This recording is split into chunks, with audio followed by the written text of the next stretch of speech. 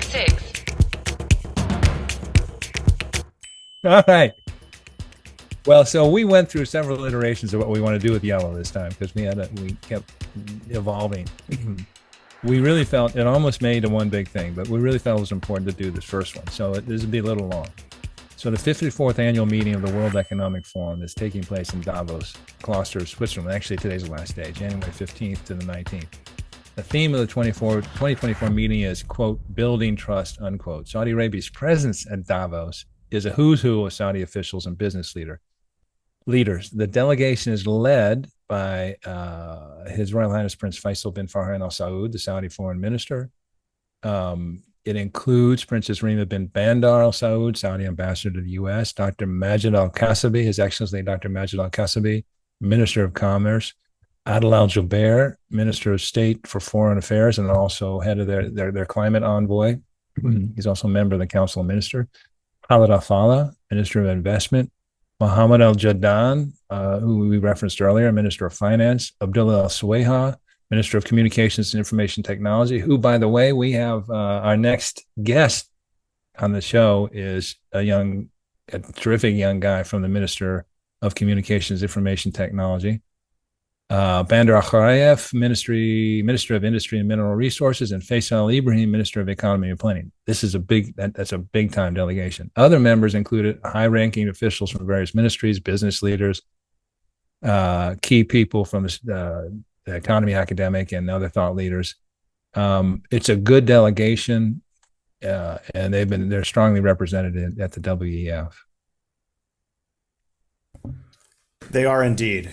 And if you consider if this were the U.S. side, then the who's who of U.S. officials that would be there as a result. I mean, this is the who's who of policy making in Saudi Arabia, and the two people missing are King Salman and Crown Prince Mohammed bin Salman, of course. But to see this sort of heavyweight delegation in Davos is an indication, at least to me, that Saudi Arabia is emerging on the stage, not just as a diplomatic player in the region, but in the world, but also as an economic power.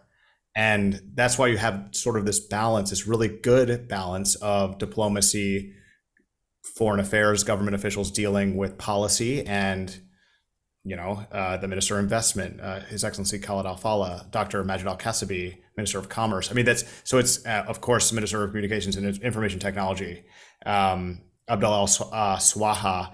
Anyway, this is it's a statement in and of itself, and it's creating a lot of media. And it's a good time for Saudi Arabia to be doing this, in my opinion, because you have the war in Gaza, you have hotspots in Yemen, and now in Pakistan and Iran, you have the border of Israel and Lebanon. It's important that Saudi Arabia is entering into the moment and getting these key faces out there, both from the political side and also from the economy side. And so it's been good to see this. It's interesting too. There's some things that maybe aren't important, but they're not wearing their traditional dress, the thobe. They're dressed in Western dress and a lot of Montclair jackets, and because it is quite cold in Davos this time of year, but it is cool to see that. And this is a good one and a good story for Saudi Arabia to have this out there. I thought it was notable, and obviously this is a really strong delegation, but the stated and named head of the delegation was the foreign minister. And I think that, that speaks a lot to what Saudi Arabia, how they wanted to use this stage, where they think they are in terms of their diplomatic pull and the gravity they're creating. So also the other interesting thing is that the WEF, their World Economic Forum, announced that they're doing a special WEF forum in Riyadh in late April. And essentially this is what they said. Quote, the World Economic Forum has recognized that the kingdom is becoming a stronger, more impactful leader on the global stage. We found it as an opportune time to bring this global tier one event to the kingdom and start this new chapter together. This is what Faisal Ibrahim mentioned. This will contribute to Riyadh becoming a more global platform. So, apropos to what we're saying, Saudi Arabia is just taking a larger space on the world stage, and they know it, they feel it, they want it, and they're gonna take full advantage of it, and try and really put forward their diplomatic priorities, and you see it here. Yeah, I wonder about the head of delegation. Is that just because he's an HRH and so is Princess Rima, but he is kind of Princess Rima's boss because Princess Rima is an ambassador and that's under the Ministry of Foreign Affairs, or if there is another significance to Prince Faisal bin Farhan Al Saud being the head of the delegation. But that did catch my eye as well, Richard. I think that's interesting. Yeah, But good yeah, question. It may be royal, but also I think it sends a statement. I mean, there have been other delegations where the royal is part of it, and I was looking at, going back to 2016, but this isn't necessarily the head. And I just thought it was. As a matter of fact, to be honest, I can't really recall, and this, it doesn't mean anything because I can't really recall when they just said this person is the head of the delegation. yeah, Um, yeah. other than if the crown prince is going or the king. But anyway, it is interesting. Maybe it's royalty, but also I don't. I have to look at the list. I was trying to get a rundown of all sort of publicly listed government officials who went to previous ones, and they're not always this strong, and I don't remember them having a specific named head of delegation. Yeah, there was a lot of news that came out of this. There's no way we can get to it. A lot of it was related to Israel and Palestine and the tragedy happening in Gaza right now. But there was something also interesting. The Minister of Communications and Information Technology, whom I just mentioned, and you just mentioned, Abdullah Al Swaha, said that Saudi Arabia's PIF is really looking at semiconductors right now, and there may be a big announcement coming out this year. They're looking to sort of have a Saudi effort in that space, which is very interesting as a global political issue, actually, but also an economic issue. Pretty interesting time.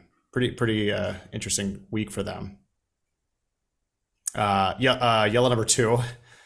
We could have gone on, Richard. That was almost a one big thing this week for everybody. So if people are wondering if they're all going to be quite that long, no, but it was just, there's a lot happening. Yellow number two. Aramco, one of the world's leading integrated energy and chemicals companies, has allocated an additional $4 billion to its global venture capital arm, Aramco Ventures. It will take Aramco's overall venture capital allocation to $7.5 billion, which also includes the $500 million venture capital fund, Riyadh Ventures, that focuses on the startup ecosystem within the Kingdom of Saudi Arabia. The decision reflects the growing significance of Aramco's venture capital program in enabling the development of disruptive new technologies, creating diversification opportunities for Aramco, and paving the way for collaborations with innovative startups. In doing so, it aims to help advance the company's long-term strategy, which includes a focus on new energies, chemicals, and transition materials, diversified industrial businesses, and digital tech. You know, I think that says it all. I mean, Aramco is one of many entities in the kingdom that is just actively going up and hoovering up as much cutting edge technology as possible. With the intent that they can plug it in, they can help push it forward, they can benefit from it, and then ultimately, like I said, they can come back and plug it into their economy and take real advantage of it in terms of diversifying. That's a big leap to double their investment, which was already pretty big at 3 billion. Um, so yeah, very cool. Yeah, I mean, it's weird because Aramco is such a large company and $7.5 billion in this ecosystem is a lot of money compared to the other government funds like JADA and the Saudi venture capital company, SVC, and Sinabel. We've talked about Sinabel a lot in this program, but $7.5 billion is a lot of money. It's kind of not when you compare it to some of the largest VC PE funds in the US. Sequoia is at north of $80 billion. Tiger Global is north of $50 billion. I mean, and those aren't even, that's just a very small slice of the pie. So for Aramco, this makes a ton of sense. And they've invested in some really interesting and promising technologies. They're sort of the government fund here that is really how do I put this? They're good. They're very good at what they do, and they are lead investors often in technologies that don't always have any connection to Saudi Arabia, but they are just really good tech in the energy space. In as they say, this sort of is a pivot a little bit to transition materials, diversified industrial businesses, digital tech. Those are kind of newer areas for them, but yeah, they're quick on new energy technologies that come. Anyway, so they have great people over there. Wyatt is also highly respected. So this is, I think, significant and I think really meaningful, way more meaningful than Saudi Arabia, blowing past the UAE in VC investment. That's good, but that really should continue. Whereas this is an indication that there is money to be made here for that. So yeah, it's very exciting. And you want to see funding and support going to your most effective investors. And I guess Aramco has three funds, and I don't know how this extra $4 billion is going to be distributed, but they have the Digital Industrial Fund, which looks at technologies that are really important to Aramco. They have the Prosperity 7 Fund, which is disruptive technology ventures beyond the energy sector. And they have a Sustainability Fund, which is startups with the potential to support Aramco's efforts to achieve net zero. So so that they had the $3.5 billion in. They're going to add $4 billion maybe to these three funds. Maybe they'll start other ones. It doesn't, they can plug in anywhere. But yeah, that's a lot of fun. It's exciting to watch, and it's a good organization. We know that. And so often the habit with Saudi Arabia is if you want it done right, you call in Aramco. Now, that was back in the day. There's other entities that are capable, but even so, still Aramco still does its job well. I think that's still very true anecdotally. I think maybe we would both say that. It's hard to measure, but you also have Wasaya, which is Aramco's pension fund, and they do some venture capital investments, mostly private equity stuff. They're very successful investors and very talented people over there. So yeah, this is just good because these guys are very much smart money in the space that they're in. And so yeah, good luck to them. With their investments. Yeah. He's number three, yellow number three. And speaking of real estate, you should probably do this one. But analysts at real estate firm Savills KSA told Arabian Business that apartment rents in Riyadh surged by as much as 23% in northern neighborhoods last year. Did you just wince? Did I just see you wince? I just winced. Yeah, I did. This dramatic increase has been fueled by rising population growth that is outpacing the construction of new residential units. In 2022 alone, Riyadh saw its population increase by 5.1% in 1 year, which is expected to be much higher now with the RHQ program in full swing, further exacerbating existing shortages. The supply-demand imbalance is being felt most acutely by expats. Did you wince again? And this is a quote. Quote: Riyadh remains significantly undersupplied in terms of accommodation options. Unquote. Said Mansour Ahmed, executive director at Colliers MENA. Quote: expats face challenges in finding suitable housing that meets their needs and budgets. Unquote. And with running hot water. Running hot water and decent Wi-Fi, acceptable internet. Yeah, I'm not looking for the fastest internet. I just need to be able to call people and record the 966. I did wince. This apartment is so expensive. It's insane, but it is nice. And this neighborhood. What can you say? Like there are new developments. We did talk about this earlier in the show, but like not just giga projects, like new little kind of neighborhoods and developments coming online everywhere. And you also have this sense now that real estate is an obvious and a booming investment, and that if you're investing money, how could you not be in real estate? And as America has learned over the generations, boom cycles almost always are accompanied by some sort of downturn or some sort of bust. And it's hard to see that coming soon because you have this indication, which is that people need places to live and there aren't enough places. So if you're an investor, you're saying, let's build the places for these people to live. But there is also a sort of attitude here that you can't lose money in real estate these days. And that's just seriously foolish to think that that's how it goes. Of course, Richard, we have joked about this on the program before. We really should have bought real estate literally any year before this year here if we could have, because it would have been gangbusters. Of course, we weren't really allowed to until very recently, and even then it's complicated. But look, I mean, yeah, this apartment is really expensive. It's like New York City. I don't know what to say. And yes, I did wince pretty hard. 23% of me winced. Well, it's a real challenge. It's a reality. They have to. It's something they need to address, and they have to. I know Roshan and others are really just working 24 hours a day trying to build housing and stuff, and everyone's trying to get a market. These things, by definition, in a properly functioning market, even out. The supply will catch up with demand, but in the interim, it's expensive, boy. Yeah, and honestly, I mean, Dubai is the same way. Not quite the same way. There are very different cities, and you can get in trouble comparing them. Not trouble, but just it's not really a good comparison. But yeah, Dubai's real estate is also booming right now, especially wealthy apartments or expensive apartments are up like 100% over the last year in Dubai. So yeah. Anyway. Yeah, a lot of wealthy are going to Dubai. Yellow number 4. Aramco Digital and Intel plan to establish Saudi Arabia's first open RAN, RAN, Radio Access Network Development Center. Specifically, the partnership aims to accelerate development and deployment of open RAN technologies, helping to enable Saudi Arabia to build reliable and agile telecoms infrastructure that will accelerate digitization across various industries. Quote, the Open RAN Development Center is expected to be a catalyst for digital evolution, providing a platform of collaboration, skill development, and the creation of a vibrant technology ecosystem. At the heart of this collaboration is the creation of a vibrant pool of local capabilities for advanced 5G and future 6G technologies, unquote. Yeah.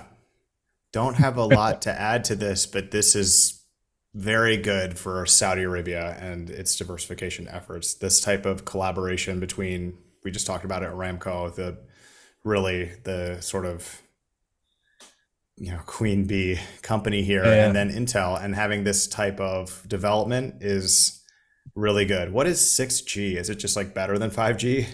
I guess it's the next thing, and yeah, I don't have a lot, but we like this. I like this because Intel's involved, because Open RAN has some significant benefits, apparently, using less and expensive hardware, simplified maintenance, enhanced security.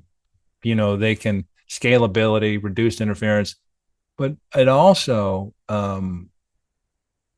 would enable Saudi Arabia to sort of get away from the conflicts they have now with, should we go with Huawei or should we do this or do this? It can work with any system, and it obviates, eliminates that tension.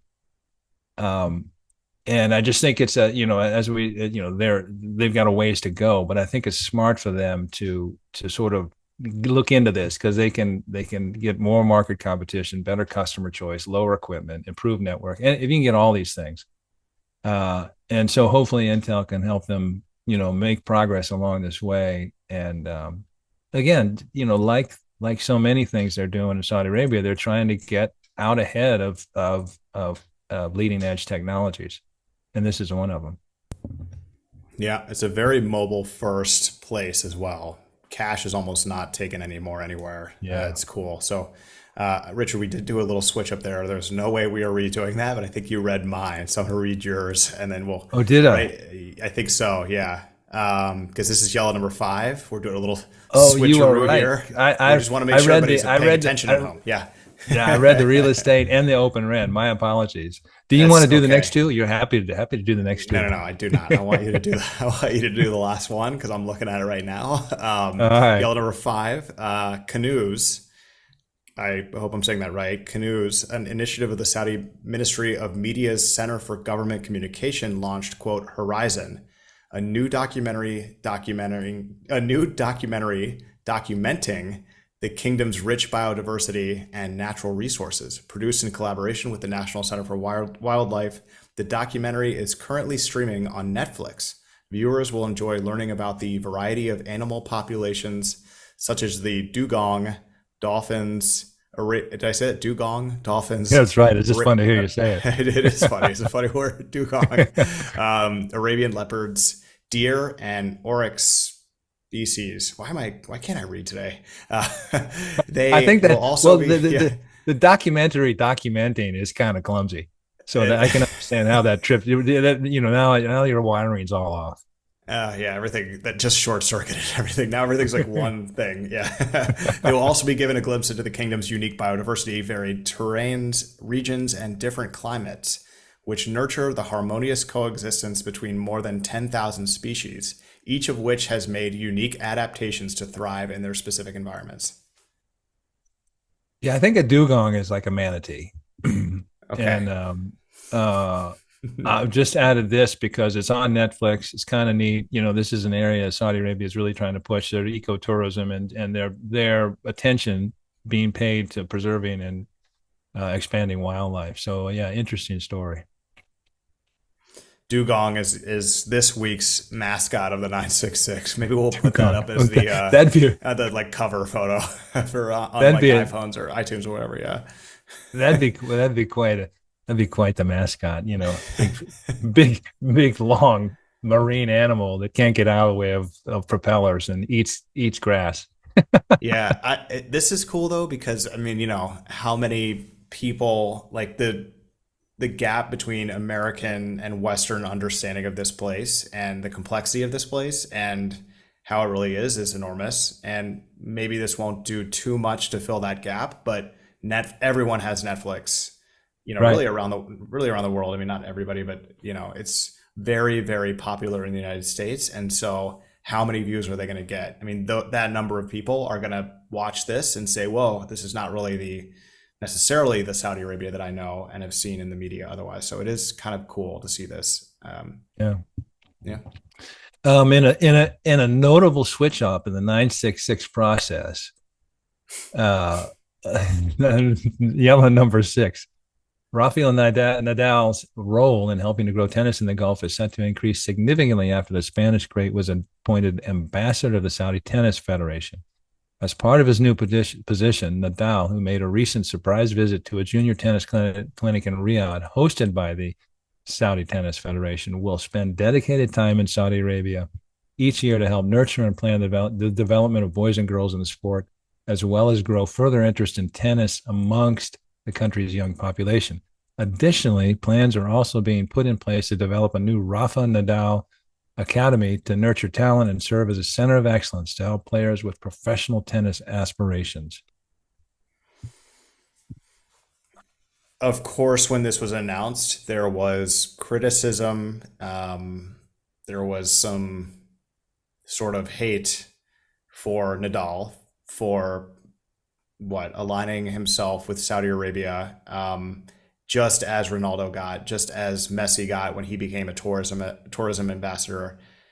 But what we see, and I think what Saudi Arabia sees, is a genuine way to grow a sport that doesn't exist here, or is really, really rare to see. I mean, there are very few tennis courts. But tennis is the type of sport where it doesn't take a lot of money to learn how to play and to play. You just need tennis courts and you need a racket and a couple balls. It's similar to soccer in that way, in that it's basically you just have very simple equipment and you can get out there and play. Right now would be I grew up playing tennis. Right now would be a great time of year to be playing tennis in Saudi Arabia. It's dry, it's warm, but not hot. And if this investment in Nadal, who is the most popular tennis player in the world, maybe outside of Djokovic and Federer, and one of the greatest ever to play the game, and it doesn't hurt that he's handsome and Spanish. I mean, if this investment in Nadal creates a generation of Saudi tennis players, it will be worth it for those making that investment. But you also don't know what the possible upside is here. Maybe you actually turn this country into one that loves tennis and a business. So I'm all about this. Nadal is so fun to watch. Yeah, I think this is cool. Yeah, agreed. He is fun to watch. He's a likable personality. He seems sincere. This reminds me a little the tennis establishment is mixed feelings. Some people very strongly against any kind of Saudi involvement. Others saying, yeah, we love the investment. Reminds me a little of the run up to Live, and all the silliness and all the commentary and speculation before anything was known. Mm-hmm. And so it's bound to happen. Everybody has an opinion. Everybody, journalists, everybody wants clickbait. So good for Rafa. He and Lionel Messi are very likable and well-known, spokespeople and people who can help you with your public relations in a particular area. But right now, we don't know what Saudi Arabia's intentions are with regard to the sport of tennis. Everything about this little blurb we read is really about developing interest within the kingdom. And, that's always a good thing. That's a big, participation and healthy lifestyles is a big part of Vision 2030. So maybe there's more to it, but everyone's going to speculate. We'll know when we know.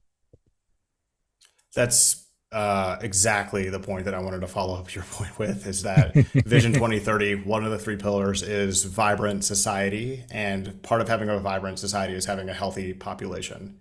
And part of being healthy is exercise.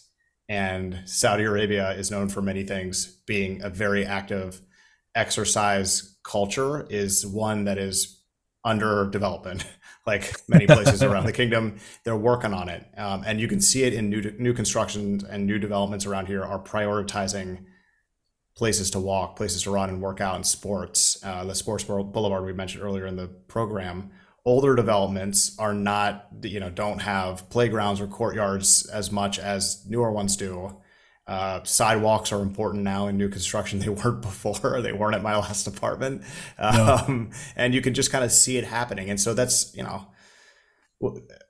anyway, all about this. I think that's great. And I think it's a good one to end 119 on. And Richard, next week is episode 120, which is, round number. Yeah. We're rolling them out, setting them up and knocking them down. That's right. So thank you, Mr. Wilson, for this week. Thanks for everybody else who's made it this far and listened to me say dugong. And documenting is another one that just wraps your tongue around. And we will see you guys next week. Excellent. Nicely done. Reporting from Riyadh. Indeed. Reporting from Riyadh. And I don't think we had an internet connection glitch. So I think we hung on. See you next week. All right. See you, man.